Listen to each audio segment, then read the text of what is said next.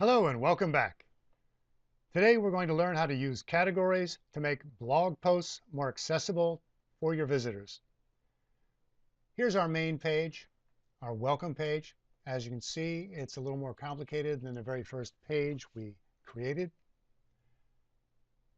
We have 3 different columns here. I'm pretty proud of that. And this is our home page. We also have a homework page. They can submit homework files. Parents page.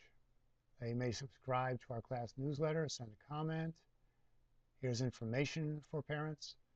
Here's a list of the helpful parents.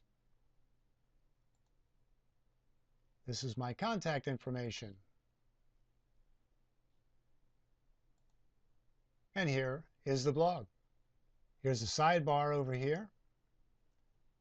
These are my 3 posts that I have. And if I click on one of these, let's try the training post. I can edit that and then come up here in the upper right corner and update it. I could click up here and delete the post. Or I could just close the post without making any changes. And you may do that to any of your posts. And you may do that to categorize a post. Or you can categorize a post when you first create it. This is a training post, as I said. And if I bring that up and go to the lower left corner and click on my post options, you'll see up here under comments, it's open. Well, you can leave it open, you can close it, you can require approval for comments, whatever you'd like to do. You can add categories. As you can see, this is a training post, and it is in the training category. And let me close this.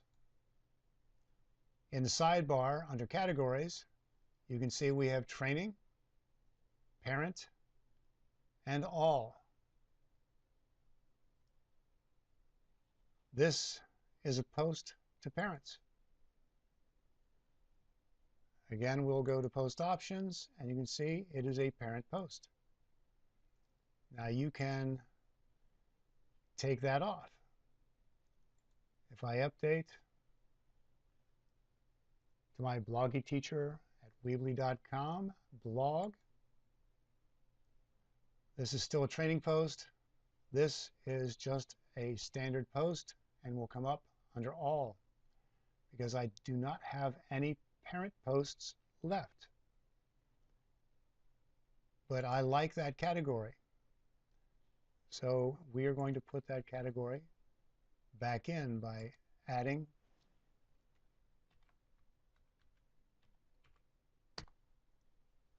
the parent post and updating it. Now that it's published, I have the parent category back, and anytime I would like to speak to the parents in the blog, I will tag it as a parent post, and if a parent comes to your blog and wants to look at things strictly for parents, then they would click on that category, and only the parent posts would show. Of course, this is not the actual blog. This is where I create the blog. But if we go out to the teacher site, it has not been updated yet. I would have to update that.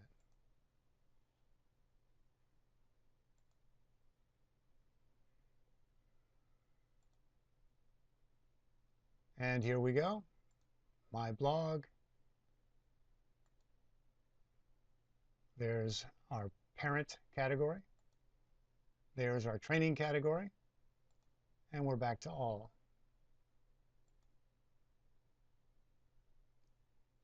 And in the sidebar, you can see that I've modified it. I added a blog survey, which you can do as well if you would wish to. There are many things you can do with your blog. Thank you, folks. Have a good day.